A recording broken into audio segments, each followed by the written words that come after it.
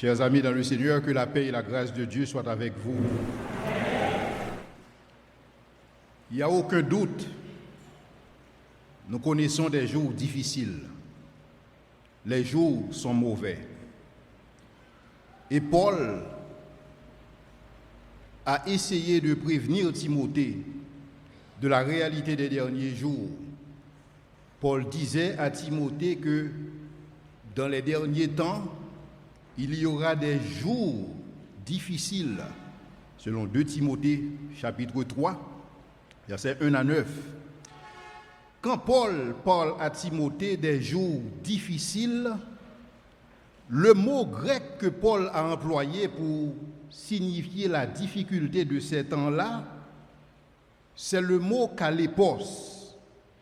Il se trouve que le mot kalépos est aussi l'expression utilisée par les évangélistes pour décrire la condition d'un homme qui était possédé par un esprit impur. Un homme possédé par un mauvais esprit que même les disciples de Jésus-Christ n'arrivaient pas à maîtriser.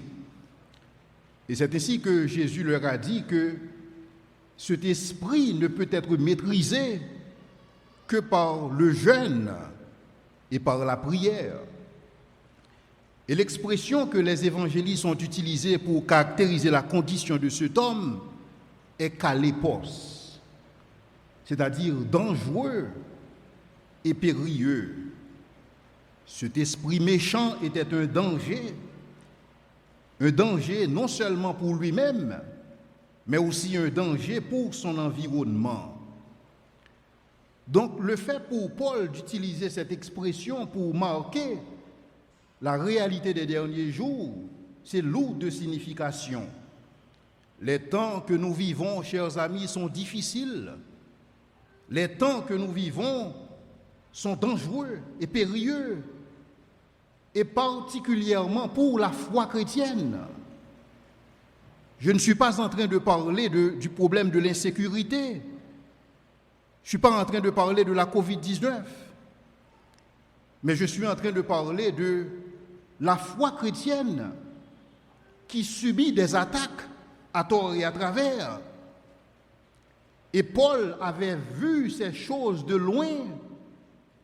Et c'est pourquoi Paul a instruit Timothée lui disant que dans les derniers jours, certains abandonneront la foi.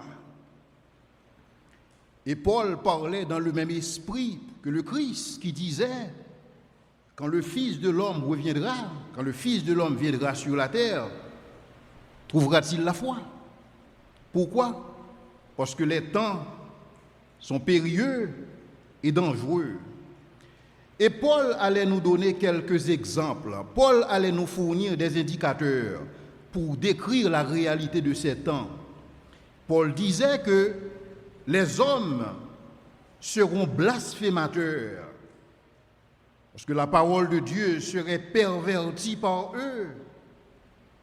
Mais cependant, ce sont des gens qui ont l'apparence de la piété. Mais Paul nous dit qu'ils ont certes l'apparence de la piété, mais ils renient ce qui en fait la force. Et ce que nous observons aujourd'hui, c'est que les hommes sont tous à la recherche de la spiritualité, une spiritualité à bon marché. Et c'est pourquoi je pense que André Malraux était un prophète quand il disait que le 21e siècle sera spirituel ou il ne sera pas. Parce qu'en fait, nous sommes tous aujourd'hui à la recherche d'une spiritualité parce que le matérialisme a échoué. Le matérialisme n'a pas vendu la marchandise escomptée. Et donc aujourd'hui, nous voulons tous être spirituels. Et nous recherchons même une spiritualité sans Dieu, une spiritualité où règnent en maître les stigmates, les extases, les transes, les expériences spirituelles, les visions. Des expériences spirituelles en veux-tu, en voilà.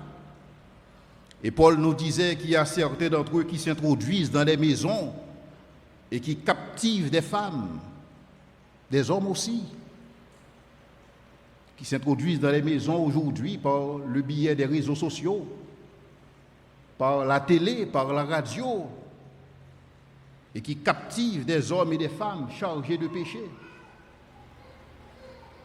Et Paul nous dit que ces hommes s'opposent à la vérité. Chers amis, nous vivons dans ces temps-là, des temps difficiles, périlleux au regard de la foi. Et si vous permettez, je voudrais bien illustrer mes propos par des statistiques. Il y a une organisation aux États-Unis qui s'appelle Barna. Barna est spécialisée dans la conduite des enquêtes, dans la conduite de sondages. Et Barna a publié une enquête l'année dernière, sondage au niveau des églises, et l'étude a révélé que, écoutez bien, 70% des jeunes qui terminent avec leur high school, leur étude secondaire, abandonnent la foi chrétienne. C'est grave. 70% des jeunes aux États-Unis qui terminent avec leur étude secondaire abandonnent la foi chrétienne. Pourquoi? Parce qu'ils sont tout simplement dans l'incapacité de défendre leur foi. Ce sont des jeunes qui, pour la plupart, sont nés dans des familles chrétiennes, des jeunes qui, pour la plupart, ont grandi à l'église. Mais après leurs études secondaires, ils font naufrage par rapport à la foi. Pourquoi? Parce que les attaques viennent de part et d'autre. Certains qualifient l'époque où nous vivons, certains qualifient notre société de société postmoderne. Et je sais que pour un pays comme l'Angleterre, depuis tantôt 25 ans, l'Angleterre se disait être un pays post-chrétien. Donc pour ceux qu'il s'agit de la chrétienté, c'est de l'histoire ancienne. Parce que nous vivons dans une société postmoderne, dans un contexte post-chrétien. Malheureusement, nous ne disposons pas en Haïti d'une organisation comme Barna. Et c'est pourquoi nous ne disposons pas de statistiques pour nous démontrer quelle est la réalité au niveau de la foi. Nous voyons certes des églises en grand nombre. Nous voyons certes beaucoup de participation dans des services. Mais cependant, pour ceux qu'il s'agit de vivre cette foi, la réalité est en face de nous. Et c'est pourquoi certains se disent même, est-ce qu'il existe véritablement un christianisme en Haïti? Et je pense à Max Weber qui, dans son ouvrage intitulé « L'esprit du capitalisme et l'éthique protestante », dans son ouvrage, dans son essai, il a vu que la plupart des pays développés, entre guillemets, sont des pays qui ont été quelque part influencés par les valeurs judéo-chrétiennes. Et quand on nous présente des statistiques en Haïti qui disent que nous sommes plus de 50% de la population ici, donc il y a lieu de se questionner de quel christianisme est-ce que nous sommes en train de parler. Et je dois vous dire que Max Weber n'était pas un chrétien. C'était tout simplement un sociologue, un politologue, qui observait certaines réalités et à partir de son observation, il a fait des conclusions. À savoir, les valeurs judéo-chrétiennes sont porteuses de croissance économique et de développement. Mais s'il y a autant de protestants en Haïti, s'il y a autant de chrétiens évangéliques en Haïti, il y a lieu de se questionner sur la validité des valeurs judéo-chrétiennes. Donc malheureusement, il n'y a pas de statistiques ici, comme c'est le cas pour les États-Unis. Mais en dépit de l'absence de statistiques, en dépit de cette carence, si on regarde de près dans nos familles, parmi nos proches, parmi nos amis, nous voyons des jeunes faire naufrage par rapport à la foi. N'est-ce pas vrai, chers amis? Autour de nous, nous constatons que des jeunes abandonnent l'Église, que des jeunes abandonnent le Seigneur. Et certains abandonnent la foi au profit de l'islam, la foi chrétienne, au profit de l'islam. D'autres l'abandonnent au profit du vaudou, le vaudou haïtien. Et d'autres l'abandonnent. Ils abandonnent la foi parce que pour eux, la foi chrétienne est qualifiée de religion organisée. Or, ils ne veulent pas faire partie d'une religion organisée, et c'est ainsi qu'ils se lancent dans une quête de spiritualité orientale. Donc, ils ont une spiritualité vidée de Dieu, ils veulent faire des expériences de transcendance, mais ils rejettent la Bible, car pour eux, la Bible est trop dogmatique. Sinon, la Bible est trop incompréhensible, car la Bible, disent-ils, est bourrée de contradictions. Paul avait vu ces choses. Paul les avait sondées de loin. Et c'est justement la raison pour laquelle Paul a qualifié ces temps de kalépos, des temps difficiles, des temps dangereux et périlleux. Pour nous, chers amis, qui sommes à l'arrivée à la fin des siècles, à la fin des temps, il importe pour nous de savoir pourquoi nous croyons et en quoi nous croyons. Comme disait Paul, car je sais en qui j'ai cru et je reste persuadé que Dieu a la puissance de garder mon dépôt jusqu'à ce jour. Daniel aussi, le prophète Daniel faisait référence aux derniers temps. Daniel disait que dans les derniers jours, dans les derniers temps, la connaissance augmentera. Et c'est pourquoi nous appelons l'époque où nous vivons l'ère de l'information. Nous disposons de l'information à la pointe de nos doigts avec nos téléphones cellulaires. Je ne sais pas si vous réalisez, à l'ère de l'information, les enfants paraissent beaucoup plus intelligents que les adultes. Les enfants se posent des questions difficiles. Non seulement en tant que parents, nous devons être prêts, nous devons avoir la capacité de répondre à ces questions, mais les églises aussi doivent avoir cette capacité à pouvoir adresser les questions de nos enfants, les questions qu'ils se posent. D'où le sujet de mon message ce matin, même les enfants se posent des questions difficiles. Aujourd'hui, il nous faut des parents, il nous faut des moniteurs de l'école du dimanche qui soient mieux outillés pour adresser les questions soulevées par nos enfants et les jeunes. Nous ne pouvons pas leur demander de se taire. Nous ne pouvons pas leur demander de tout accepter par la foi, comme si la foi pouvait compenser l'ignorance. Parce que tôt ou tard, ces jeunes vont se retrouver en face de professeurs à l'université et même en classe terminale. Ces jeunes vont se retrouver avec des professeurs de philosophie, des professeurs de biologie, des professeurs de physique qui vont démanteler leur foi. Et c'est là qu'on aura compris que l'Église a failli à sa mission. Parce que quand on a des statistiques qui disent que 70% des jeunes abandonnent la foi chrétienne après leurs études classiques, cela veut dire que ces jeunes étaient tout simplement endoctrinés, mais ces jeunes n'avaient aucun fondement pour ce en quoi ils croyaient.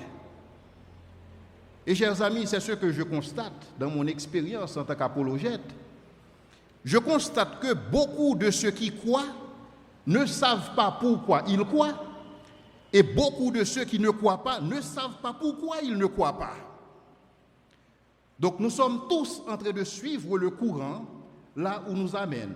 Donc on a grandi à l'église, on nous a enseigné des dogmes et on ne croit pas en ces histoires. Mais comme les parents voulaient qu'on soit à l'église, alors on a été à l'église, on a été à l'école du dimanche et on a entendu des fables. Parce que c'est ainsi qu'on les qualifie dans certains milieux académiques. Ce sont des fables. Ce sont des histoires à faire dormir debout. Et c'est ainsi que nos enfants, nos jeunes, vont se retrouver en face de ces professeurs qui poursuivent un seul objectif. L'objectif, c'est de zombifier nos jeunes, de les zombifier et de les vendre au matérialisme ou au nihilisme. Et c'est pourquoi aujourd'hui, chers amis, nous sommes dans l'obligation d'apporter des réponses. D'apporter des réponses aux questions de nos jeunes, des questions légitimes. Pourquoi? Parce que Dieu nous ordonne de fournir des réponses. C'est un commandement divin. Il ne s'agit pas d'une option, il s'agit d'une obligation. Et c'est justement ce qui est exprimé en 1 Pierre 3, le verset 15. La Bible nous dit que nous devons être toujours prêts pour donner réponse à quiconque nous demande raison de l'espérance qui est en nous. Cela veut dire quoi? Cela veut dire que pour l'apôtre Pierre, notre espérance est raisonnable. Parce que notre espérance est raisonnable, notre espérance est intelligible. Donc nous pouvons articuler de manière intelligible la raison de notre foi. Et c'est pourquoi l'apôtre Pierre nous dit d'être toujours prêt pour faire une défense, pour faire un apologia devant quiconque vous demande raison de l'espérance qui est en vous. Et Paul aussi croyait que c'était une obligation divine. Et c'est pourquoi en 2 Corinthiens 10, le verset 5, Paul l'applique à sa personne. Et c'est pourquoi Paul disait que nous renversons les raisonnements et toute hauteur qui s'élève contre la connaissance de Dieu et nous amenons toute pensée captive à l'obéissance de Christ. Parce que nous vivons dans des temps difficiles. Nous devons pouvoir faire ces choses-là. Nous devons pouvoir faire une apologia, nous devons pouvoir faire une défense et produire la raison de l'espérance qui est en nous. En Jude 3, Jude instruit les chrétiens à combattre pour la foi transmise au sein une fois pour toutes. À combattre.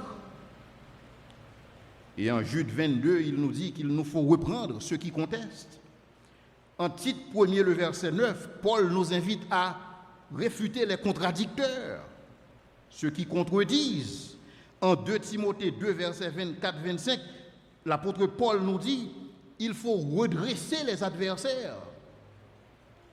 Mais comment le faire? Avec douceur et avec respect. Mais je dois vous dire qu'il est difficile de présenter un argumentaire avec douceur et avec respect quand on n'est pas préparé à cet effet. Et c'est pourquoi l'apôtre Pierre nous dit « Soyez toujours prêts ». Être prêt ne veut pas dire que nous avons accès à toute l'information. Être prêt ne veut pas dire que nous pouvons répondre à toutes les questions. Je ne peux pas répondre à toutes les questions. Mais être prêt, c'est une question d'attitude. Est-ce que j'ai l'attitude qu'il faut? Est-ce que je suis prêt à investiguer ma foi pour m'assurer que ma foi est véridique, que ma foi est véritable? Parce que ce n'est pas parce que je crois en quelque chose que cette chose-là soit vraie. Je peux croire du n'importe quoi. Et en principe, les gens croient du n'importe quoi aujourd'hui. Dans cette quête de spiritualité. Et donc, c'est la responsabilité de tout croyant d'apporter des réponses. D'abord, des réponses à nos enfants face à une société postmoderne ou post-chrétienne. Parce que, croyez-moi, chers amis, si vous n'apportez pas ces réponses, le monde les apportera. Et quand le monde va éduquer nos enfants, je dois vous dire qu'ils ne seront pas épargnés. Laissez-moi illustrer mes propos. Je connais un apologète en Christ dont le fils lui a demandé un jour « De quoi est-ce que je dois être sauvé ?» Pourquoi Dieu créerait-il un enfer pour exécuter son Fils sur la croix afin de nous sauver de l'enfer qu'il a créé? Et là, je dois vous dire que puisse Dieu avoir pitié du moniteur de l'école du dimanche qui va se trouver en face de ce jeune homme. C'est une question d'importance. La Bible nous parle du salut, sauvé de quoi? Sauvé de l'enfer. Mais c'est Dieu qui a créé l'enfer. Pourquoi Dieu crée l'enfer pour nous sauver de l'enfer? Ça n'a absolument aucun sens. Et ça, c'est un enfant qui pose cette question. Et les enfants se posent des questions. Et ce n'est pas uniquement le fils de cet apologète qui pose des questions. Il y a beaucoup d'autres enfants qui posent des questions difficiles. Les enfants se demandent comment savons-nous que Dieu existe? S'il n'y avait pas la Bible, est-ce qu'on aurait cru à l'existence de Dieu? Et si on n'était pas né dans un pays chrétien? Et si on était né en Inde? Si on était né en Chine? Croirait-on en Dieu? Il nous faut répondre à ces questions. Il y a des enfants qui disent, comment savons-nous que nous adorons le vrai Dieu? C'est une bonne question. Parce que pourquoi Yahweh et non Allah? Il y a 1/3 de gens qui habitent la planète qui adorent Allah. Pourquoi nous adorons Yahweh et non Allah? Pourquoi Jésus et non Mahomet? Pourquoi l'exclusivité de la personne de Jésus-Christ? Il nous faut répondre à ces questions. Pourquoi Krishna? Pourquoi pas Krishna? Et pourquoi pas les dieux du vaudou? Pourquoi est-ce que nous n'adorons pas le panthéon des dieux du vaudou haïtien? Pourquoi pas? Il y a beaucoup d'Haïtiens qui adorent ces dieux. Pourquoi on ne les adore pas? Les enfants se posent des questions. Existe-t-il des choses que Dieu ne puisse pas faire? Et la question qui est souvent formulée, c'est que est-ce que Dieu peut créer une pierre trop lourde qu'il ne peut soulever? C'est une question difficile. Et c'est une question piège. Écoutez bien la question, est-ce que Dieu peut créer une pierre trop lourde qu'il ne puisse soulever? Si vous dites oui, Dieu peut créer une pierre qu'il ne peut pas soulever, c'est que Dieu n'est pas tout-puissant. Et si vous dites que Dieu ne peut pas créer une pierre, c'est que Dieu n'est pas tout-puissant parce qu'il ne peut pas tout créer. Il faut répondre à ces questions quand ces jeunes les posent. Et si Dieu peut tout faire, pourquoi Dieu ne change pas ma situation? Pourquoi Dieu ne met-il pas un terme à ce qui se passe en Haïti, puisqu'il est tout-puissant? Puisque Dieu est un Dieu d'amour, ne voit-il pas qu'il y a un meurtre de plus? Ne voit-il pas qu'il existe un viol de plus? Ne voit-il pas ce qui se fait ici? Pourquoi n'intervient-il pas? S'il est un Dieu d'amour, s'il est un Dieu tout-puissant, il faut répondre à ces questions. Les enfants se posent des questions, il y en a qui se disent pourquoi des mauvaises choses arrivent aux bonnes personnes? Mais c'est parce qu'on lit dans les Écritures.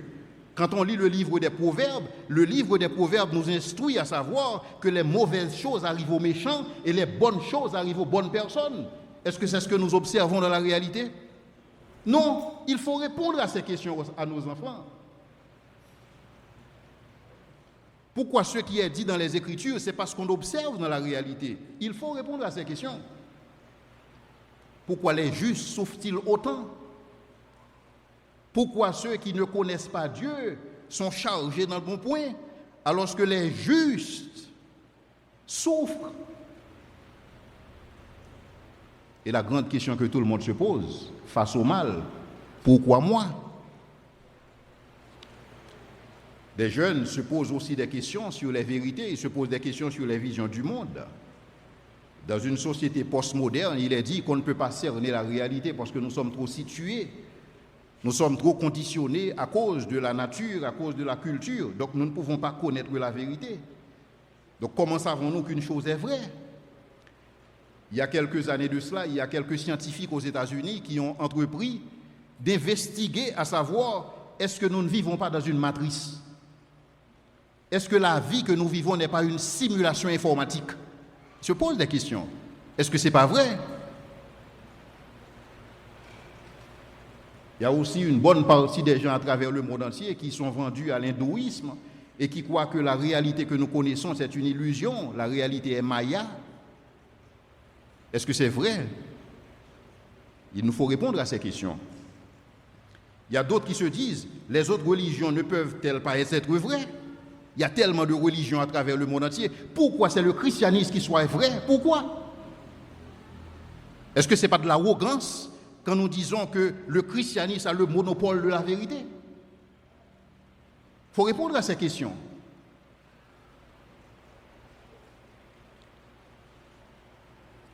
Parce que pourquoi les autres religions ne peuvent pas être tout aussi vraies? Et souvent, on observe dans des autres religions qui ne sont pas chrétiennes, qui ne sont pas du christianisme, il y a des gens qui sont beaucoup plus chrétiens dans les autres religions que dans le christianisme. Il y a des gens qui sont beaucoup plus aimants. Il y a de meilleurs citoyens dans certaines autres religions que dans le christianisme. Pourquoi le christianisme est-il vrai? Les gens se posent ces questions et il faut répondre à ces questions. Autre question que les enfants se posent, comment Dieu puisse-t-il punir des gens qui n'ont jamais entendu parler de Jésus? Quel mal ont fait ces gens? Parce que comprenez bien, des millions de gens naissent dans des endroits où l'évangile n'était pas annoncé. Il y a des gens qui sont nés dans les pays dominés par l'islam. Il y a des gens qui naissent dans des pays dominés par l'athéisme, comme la Chine par exemple. Alors Dieu va punir ces gens parce qu'ils sont nés au mauvais endroit, au mauvais moment. Et un Dieu qui se veut juste. Il faut répondre à ces questions, chers amis. Et c'est pourquoi je pose ces questions du haut de la chair, pour vous réveiller un peu. Parce que ces questions auxquelles vous ne voulez pas donner des éléments de réponse, on va instruire nos enfants quant à ces réponses. Et c'est ainsi qu'ils vont abandonner la foi. Et après, vous allez vous dire, pourquoi? Je ne comprends pas. Je croyais que les Écritures avaient dit, instruis l'enfant selon la voie qu'il doit suivre, et quand il deviendra grand, il ne s'en détournera pas. Et pourtant, c'est ce qui se passe. Les enfants, nos enfants, ne se détournent-ils pas de la voie tracée pour eux? Il faut répondre à ces questions. Pourquoi Dieu ne sauve-t-il pas tout le monde? C'est une question d'importance. Si Dieu est un Dieu d'amour, si Dieu a la toute-puissance, pourquoi Dieu ne prononce-t-il pas une amnistie générale pour tout le monde? Pourquoi il ne le fait pas? Pourquoi il a dû exécuter son propre fils pour sauver quelques personnes? Pourquoi? Il faut répondre à ces questions. Car nos jeunes se posent ces questions. Et quel est donc le rapport entre un Galiléen qui est mort sur une croix il y a 2000 ans? Quel est le rapport entre ce Galiléen et moi? Je ne suis pas juif, je suis haïtien. Quel est le rapport entre ce Jésus et moi? Que ferais-je de ce Jésus qu'on appelle le Christ? D'autres questions que les enfants se posent, c'est comment Dieu puisse-t-il punir des gens éternellement s'il les aime? C'est un Dieu d'amour. La Bible présente l'enfer comme un lieu de torture éternelle. Comment un Dieu d'amour puisse-t-il torturer des gens éternellement? Les enfants se posent ces questions. Il faut répondre. Il faut répondre à ces questions. Pourquoi un Dieu d'amour? D'abord, pourquoi un Dieu d'amour a-t-il inventé un instrument de torture éternelle? Pourquoi? Les enfants se posent des questions sur la Bible. Est-ce que la Bible est vraie? Et qu'en est-il de toutes les contradictions que nous retrouvons au niveau des Écritures? Sur quoi est-ce qu'on se base pour dire que la Bible est la parole de Dieu? Et quand on vous demande, et des fois je suis dans les classes d'école du dimanche, les enfants répètent, la Bible est la parole de Dieu parce que la Bible me le dit. Ça ne veut rien dire. Parce que les musulmans disent aussi la même chose. Quand on demande aux musulmans pourquoi est-ce qu'ils croient dans le Coran, il vous dit parce que le Coran est la parole de Dieu. Quand on lui dit pourquoi est-ce qu'il croit que le Coran est la parole de Dieu, il vous dit parce que le Coran me le dit. C'est ce qu'on appelle un raisonnement circulaire. Ça n'a absolument aucun sens. Mais c'est ce que nous répétons à nos enfants, que la Bible est la parole de Dieu parce que la Bible me le dit. Comment est-ce que je sais que Jésus-Christ est vivant? Je le sais parce qu'il vit dans mon cœur. Ça n'a absolument aucun sens, chers amis. Il faut cesser de répéter ces histoires. Il faut dire la vérité à nos enfants. Il faut être prêt pour expliquer la raison de l'espérance qui est en nous, parce que l'apôtre Pierre nous dit que notre espérance est raisonnable. Et c'est pourquoi l'apôtre Jean, en nous présentant Dieu, en Jean 1, il dit qu'au commencement était le Logos. c'est ce mot qui est utilisé pour logique, c'est ce mot qui est utilisé pour raison. Donc Jean disait, au commencement était la logique, et la logique était avec Dieu, et la logique était Dieu.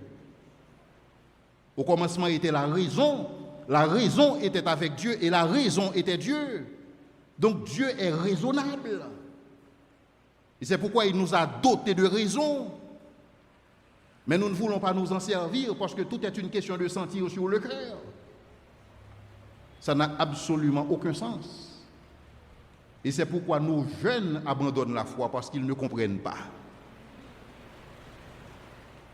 Parce que les Mormons aussi ressentent des choses sur leur cœur. C'est ce qu'ils disent.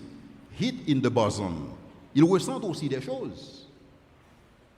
Dans les autres religions, il y a aussi des expériences de transcendance. Le christianisme n'a pas le monopole des expériences religieuses. Dans toutes les religions, il existe des expériences religieuses. Alors, si votre foi n'est basée que sur des expériences religieuses, vous êtes sincèrement dans l'erreur. Il faut répondre à nos enfants. Les enfants se disent, les miracles sont-ils possibles? Si les miracles sont possibles, pourquoi est-ce que nous ne voyons pas les miracles aujourd'hui se produire devant nous, comme dans les Écritures? Pourquoi est-ce que nous ne voyons pas les boiteux marcher, sauter comme un cerf?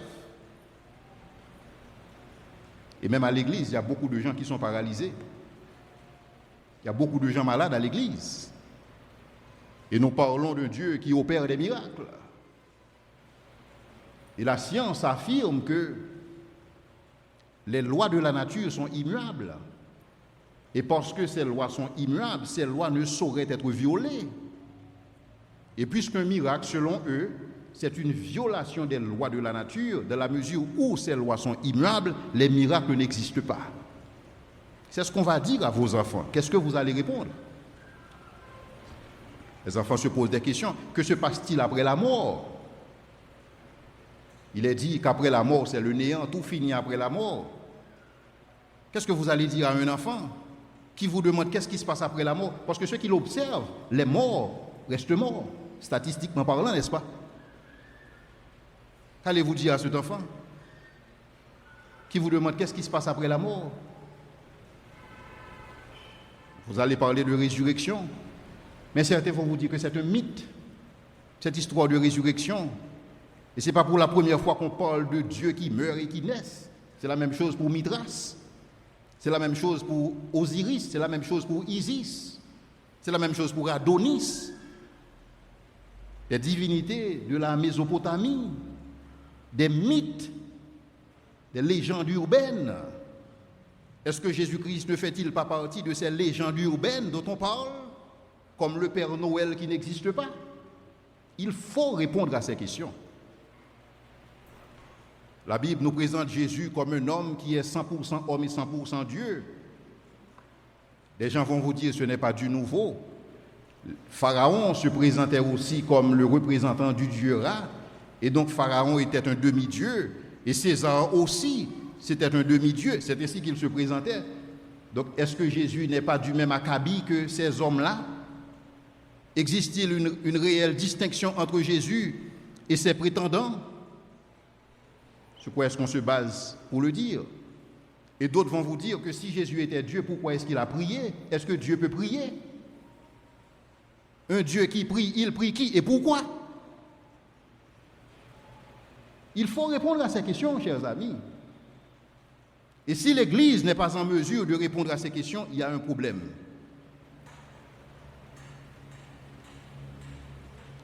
Comment savons-nous que Jésus n'a pas fait semblant de mourir? C'est une question d'importance.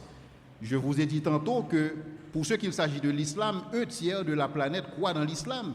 Le Coran affirme que Jésus n'est pas mort à la croix. Sur quelle base est-ce que nous disons qu'il est effectivement mort sur la croix? Est-ce que nous étions présents pour savoir, pour attester qu'il était mort? Comment est-ce que nous le savons? Et pour les disciples qui affirment avoir vu Jésus vivant, est-ce qu'ils n'hallucinaient pas? N'étaient-ils pas angoissés Et dans leur angoisse, ils ont cru voir quelque chose, ils ont cru voir une forme, pensant que c'était Jésus, alors que ce n'était pas Jésus. Sur quelle base disons-nous que les disciples ont réellement vu le Christ ressuscité? Il nous faut répondre à ces questions. Il y a d'autres qui se posent des questions sur la science. La science se présente comme ayant le monopole de la vérité, le monopole de la connaissance. Alors qu'il se trouve que dans la Bible dit que Josué a parlé au soleil. Soleil, arrête-toi sur Gabaon. Et le soleil s'est arrêté. La science dit c'est faux. Le soleil ne peut s'arrêter. Le soleil n'effectuait aucune rotation. Si le soleil ne fait pas de rotation, comment le soleil puisse s'arrêter? Il faut répondre à ces questions. Ces questions vont venir. Il faut répondre.